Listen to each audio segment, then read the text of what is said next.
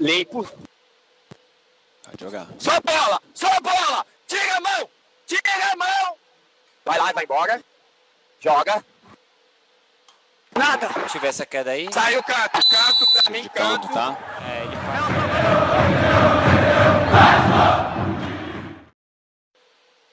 Limpo. Vai jogar. Só bola! Só bola! Tira a mão!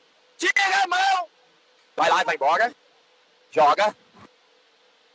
Nada! Se tiver essa queda aí. Saiu canto. Canto pra mim, canto. Tá? É, ele É para uma de, trombada normal, tá ele bom, para filho? de correr, ó. Ele Sente um contato e se joga. Vai, solta. Não é o GM. final da queda dele, não.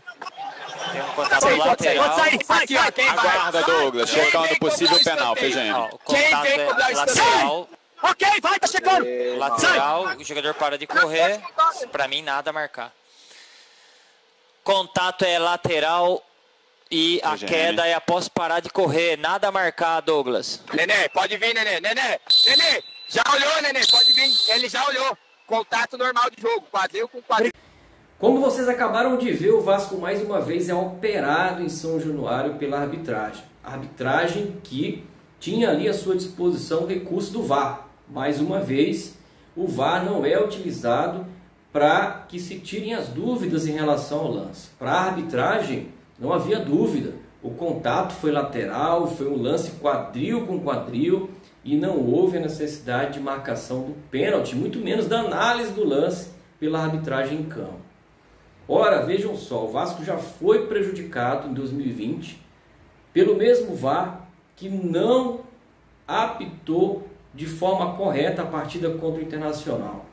O VAR deixou de funcionar por não estar calibrado e agora, mais uma vez, o VAR não é utilizado para analisar um lance polêmico. Afinal de contas, a imagem é muito clara. O jogador do Vasco chega primeiro na bola e é empurrado com o braço pelo jogador da Chapecoense, que empurra o atleta do Vasco pelas costas. Para a arbitragem, um contato lateral normal, quadril com quadril, segue o jogo, nada a marcar. O Vasco, mais uma vez, operado em São Januário. Repito, o Vasco precisa tomar providências, afinal de contas isso não vai dar em nada, né? A gente já sabe que não dá em nada, mas o Vasco precisa se pronunciar formalmente contra a CBF e abrir um processo contra a arbitragem brasileira, né? É brincadeira o que se faz na arbitragem aqui no Brasil.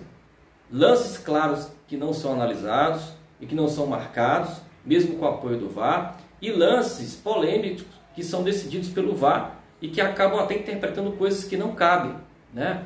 Vimos aí recentemente, né, jogadores deveriam ter sido expulsos e não foram, né, num jogo aí do rival.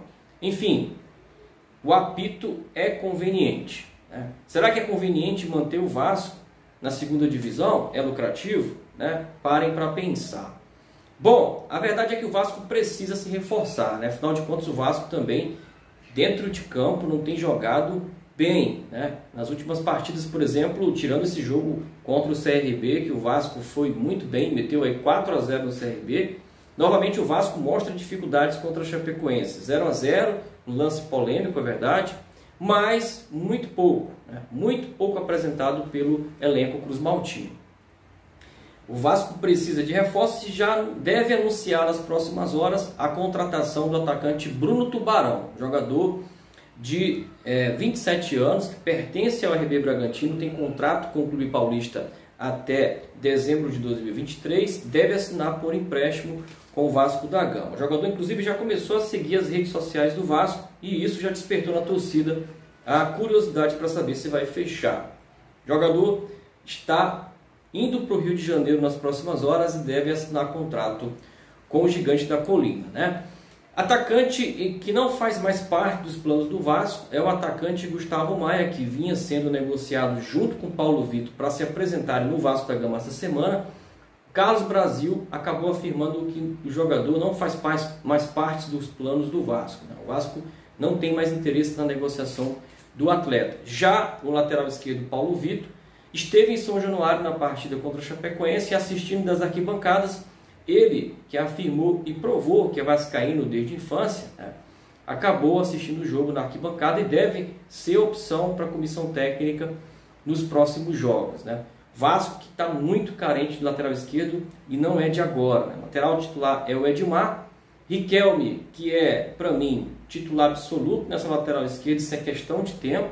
O jogador precisa de sequência, mas infelizmente o jovem atleta da base acabou se machucando e vai ficar de fora por longos meses, né? Então, o Vasco, através dessa carência, foi ao mercado buscar o Paulo Vitor, né? E por falar em jogadores jovens, o jovem atacante Aguinaldo, que vem sendo destaque nos últimos jogos do Vasco, entrou bem contra o CRB, marcou um gol, né? Sofreu um pênalti contra a Chape que não foi dado, que foi esse lance que você viu aí. É um jogador jovem de 17 anos e que o Vasco pode adquiri-lo de forma muito, mas muito barata, né? O jogador tem aí um contrato de empréstimo com o Vasco junto ao Arte Sul, que vai até dezembro de 2023, é um contrato de empréstimo longo, mas se o Vasco quiser ficar com o atleta, vai precisar fazer um Pix de R$800 mil, que corresponde a 70% dos direitos econômicos do jovem talento, né? Então corre, Vasco, vai lá, porque o jogador tem realmente um perfil ofensivo, um jogador que se apresenta e que está sempre ali à disposição para participar do jogo. E por falar em reforços, contratações, o Vasco vai precisar resolver uma situação antes e hoje, tá? O Vasco tem que fazer o pagamento de R$1.800.000 ao ex-atacante Max Lopes, jogador argentino que passou pelo Vasco na gestão do Alexandre Campelo, e o Campelo deixou acumular uma dívida aí de 6 milhões com o jogador. Gostou do vídeo? Deixa o like, se inscreve, compartilha, deixa aqui também nos comentários a sua sugestão e um forte abraço, tudo de bom.